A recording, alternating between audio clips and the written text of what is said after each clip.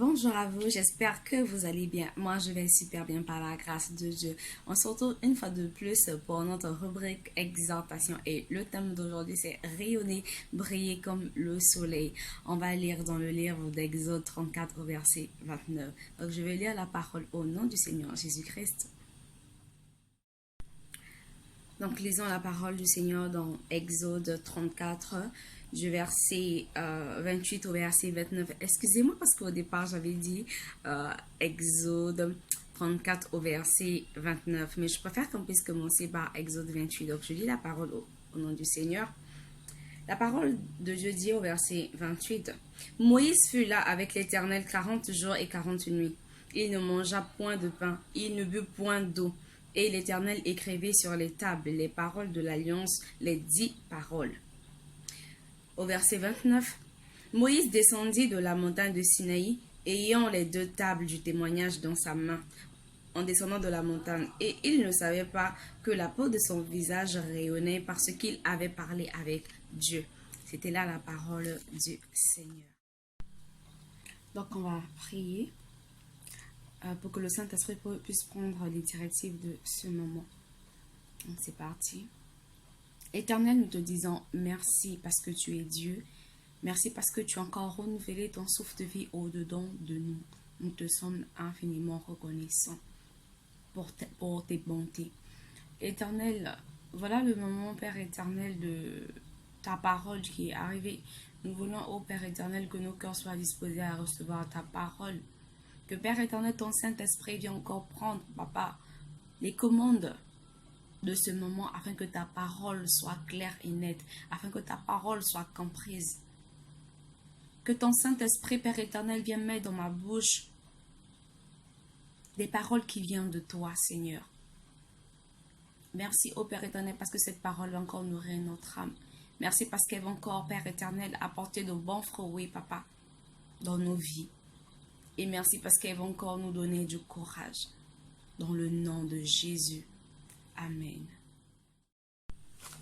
Le sais-tu que tu as appelé à rayonner? Le sais-tu que tu as appelé à briller? Le sais-tu que tu as appelé à resplendir comme le soleil? Et oui, tu as appelé à briller parce que tu es un enfant du Seigneur. Tu as appelé à resplendir parce que tu es un enfant de Dieu. Tu as appelé à briller comme le soleil parce que tu es un enfant de Dieu. Mais si jusqu'alors tu ne rayonnes pas encore, c'est parce que tu n'as pas encore appliqué la bonne méthode pour briller, ou c'est parce que tu n'as pas encore suivi le bon chemin pour briller, ou parce que tu n'as pas encore emprunté la bonne voie pour briller. Donc voilà, c'est parce que tu n'as pas encore utilisé la bonne méthode pour briller. Ici, Moïse, c'est l'image du chrétien. Et la montagne, c'est l'image du lieu secret. Ce lieu où on va pour aller rencontrer le Seigneur en privé. Ce lieu où on va pour aller parler à Dieu. Ce lieu où on va pour aller exposer à Dieu nos problèmes. Ce lieu où on va avec la sûreté que Dieu va nous parler. Ce lieu où on va avec la sûreté que oui, il y a un Dieu qui existe dans les cieux à qui je parle, qui va résoudre mon problème. Ce lieu où on va avec sûreté, avec joie, parce qu'on sait qu'on va rencontrer notre Créateur. Et oui, c'est le lieu secret. Oui, c'est dans le lieu secret où on passe plus de temps avec le Seigneur. C'est dans le lieu secret où le Seigneur prend de son temps, prend de sa puissance afin de nous transformer, afin de faire un grand travail sur nous. Pour qu'à la descente de la montagne, pour qu'à la sortie de notre lieu secret, que nous puissions rayonner. C'est sûr, la montagne, dans ce lieu secret où il y a un dialogue facile avec le Seigneur. C'est dans le lieu secret que tu as la facilité de parler avec ton Dieu. D'abord, je vais vous expliquer c'est quoi un lieu secret. Le lieu secret, c'est le lieu où tu te retrouves seul pour prier. Ça peut être ta chambre. Ça peut être une partie, je ne sais pas moi, dans ton bureau. Ça peut être un endroit quelconque où tu as l'habitude de te retrouver avec ton Dieu, où tu es seulement seul. Ce lieu-là où tu ne cherches pas les gros mots, le gros français pour parler à ton Dieu, mais où tu le parles avec facilité, parce qu'il n'y a que toi et lui en ce moment-là. Ce lieu-là où tu te dis vraiment Que voilà, Seigneur, rien ne va. Ce lieu-là où tu ne caches rien. Ce lieu-là où tu dévoiles tous tes secrets, où tu dévoiles tous tes petits problèmes sans avoir honte. C'est ça le lieu secret. Et c'est dans le lieu secret que l'Éternel nous écoute. C'est dans le lieu secret que l'Éternel fait un travail sur nous. C'est dans le lieu secret où l'Éternel, en fait, voit ce qu'il doit changer, ce qu'il doit enlever, ce qu'il doit briser afin qu'à la descente de la montagne, que nous puissions rayonner, que nous puissions briller comme le soleil. Et dans le lieu secret, comment se fait ce dialogue-là facile avec le Seigneur? Et ce n'est que la prière. Parce que la prière est un dialogue entre le Seigneur et son enfant. Ce n'est qu'en priant que tu vas parler avec le Seigneur. Ce n'est qu'en priant que tu vas dialoguer avec le Seigneur. Ce n'est qu'en prenant du temps, beaucoup de ton temps en fait, en priant avec le Seigneur, que le Seigneur aura cette facilité-là de faire un travail sur toi afin que tu puisses briller comme le soleil. Et si tu as l'habitude d'aller dans le lieu secret, et si tu vas tout le temps dans le lieu secret et que tu ne brilles pas encore, mais ne t'inquiète pas, parce que rappelle-toi, Moïse sur la montagne, il avait fait 40 jours et 40 nuits sans manger ni boire. Ces 40 jours et ces 40 nuits-là peuvent être les moments par lesquels tu passes. Ces 40 jours et ces 40 nuits-là peuvent être une situation par laquelle tu passes. Ces 40 jours-là peuvent être le problème que tu as en ce moment peut-être. Ça peut être une situation qui t'accable tellement. Mais ne t'inquiète pas, tu es sur la montagne. Et ce qui est bien, tu n'es pas seul sur cette montagne. Tu es avec le Seigneur sur cette montagne. Donc, pendant que tu passes tes 40 jours et tes 40 nuits, le Seigneur est en train de travailler. Rappelle-toi que le Seigneur écrivait sur les tables. Sur les 2 tables, les 10 paroles. Et aujourd'hui, ces 10 tables-là sont l'image, en fait, des portes que le Seigneur est en train d'ouvrir afin que toi, tu puisses briller. Aujourd'hui, ces tables-là sont l'image des situations que l'Éternel et les gens ont en train de mettre en place pour que toi, tu puisses briller.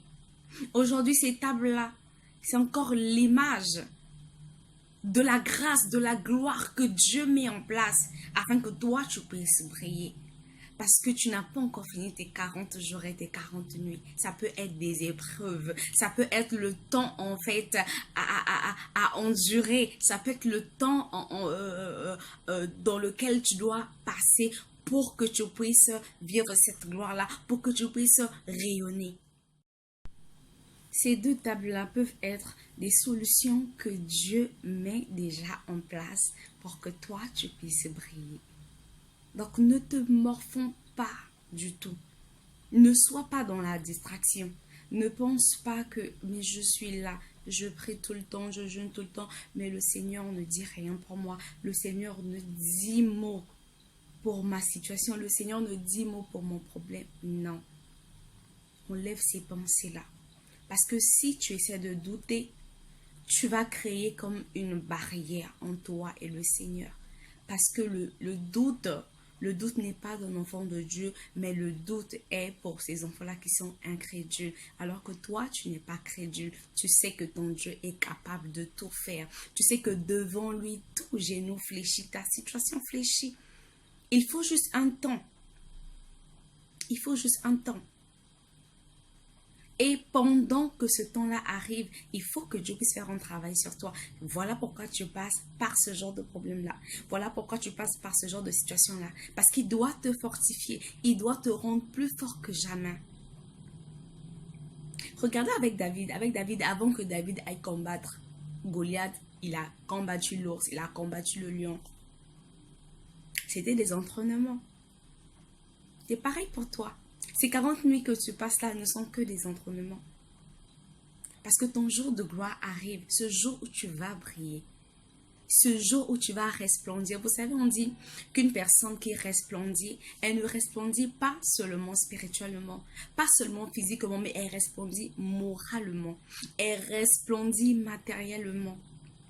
Elle resplendit spirituellement. Donc, dans tous les plans de ta vie, tu vas resplendir. Parce que le Seigneur aura fait un travail avec toi et il aura fini avec toi. Donc, ne t'inquiète même pas. Parce que quand tu vas descendre de la montagne, quand tu vas sortir de ce lieu secret, tu vas tellement briller que les gens vont s'étonner de ton changement. Vous savez, dans Exode 30, je pense, la Bible dit que lorsque Aaron et le peuple d'Israël avaient vu Moïse rayonner, ils avaient eu peur. Toi, non seulement les gens auront peur, mais les gens vont commencer à chuchoter. Certains vont commencer à dire n'importe quoi sur toi. Certains seront éblouis de ton changement. Et d'autres diront que voilà, elle est rentrée dans une loge. Mais ne t'inquiète pas, toi, tu n'es pas rentré dans n'importe quelle loge. Tu es rentré dans la loge du Seigneur Jésus-Christ. Tu es rentré dans la loge de celui qui bénit et qui ne récupère pas. Tu es rentré dans la loge de celui qui déverse sa bénédiction de génération en génération. Tu es rentré dans la loge de celui-là qui bénit et qui ne regarde pas plus tard à tes fautes pour dire que non, je vais arracher la bénédiction parce qu'à tel moment, elle avait fauté. Non, tu n'es pas cette personne-là. Et tu ne pries pas ce genre de Dieu-là, mais tu es dans la loge du Seigneur Jésus-Christ. Ces personnes-là continueront à s'étonner parce que tu vas aller de gloire en gloire. Parce que tu vas tellement resplendir que tous les plans de ta vie vont briller.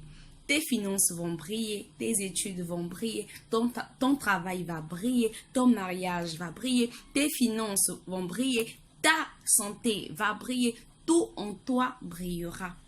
Parce que le Seigneur aura fini complètement le travail qu'il fallait faire en toi. Tu vois un peu comment brille le soleil de midi? Oui, c'est comme ça que tu vas briller. Ton éclat va taper les yeux des gens. Ton éclat va frapper, ton éclat risque même de rendre les yeux des gens aveugles. Oui, parce que tu vas briller. Parce que le Seigneur va faire de grandes choses avec toi. Parce que ton jour de gloire va arriver et nul ne pourra stopper cela. Parce que l'Éternel aura déjà tout arrangé pour toi. Parce que l'Éternel aura déjà mis en place tout ce dont tu as besoin. Parce que l'Éternel aura déjà posé sa main sur tout ce que tu as. Parce que l'Éternel aura posé en fait son regard déjà sur toi. Afin que tu brilles. Afin que tu brilles. Mais ne t'inquiète pas. Si tu n'es pas encore allé dans le lieu secret, ce n'est pas un problème et il n'est pas encore trop tard. Tu peux toujours aller dans le lieu secret, aller te concentrer, aller être en prière, aller dialoguer avec ton Dieu afin qu'il puisse te faire briller, afin qu'il puisse te faire rayonner, afin qu'il puisse te faire voir sa gloire comme il avait fait avec Moïse. Donc je te conseille juste de prendre du temps, d'aller dans le lieu secret, d'être patient, de laisser l'Éternel travailler, de laisser l'Éternel briser, enlever ce qui pourra empêcher ta lumière de bien briller, afin que tu puisses briller correctement. Donc, va dans ton lieu secret, prie de jour en jour, ne te fatigue pas, jeûne comme il faut, prie comme il faut, parle, raconte tout ce que tu as comme problème. C'est tellement bon parce que c'est un lieu où on se sent tellement à l'aise, on se sent calme, on se sent en liberté d'expression et on ne force pas. C'est ce que j'aime avec le lieu secret. Donc, prends courage, va dans ton lieu secret et dans peu de temps, tu vas briller. Et oui, parce que tu es appelé à briller et l'Éternel a un plan merveilleux pour toi. Donc, voilà, c'était là notre exhortation d'aujourd'hui. Que le Seigneur vous bénisse abondamment et que à la descente de la montagne, à la sortie de votre lieu secret, que vous puissiez encore rayonner afin que votre vie soit un témoignage pour d'autres et quand vous voyez que les autres aussi viennent au Seigneur Jésus-Christ. Moi, je vous aime énormément et je vous dis à très bientôt. Bye bye.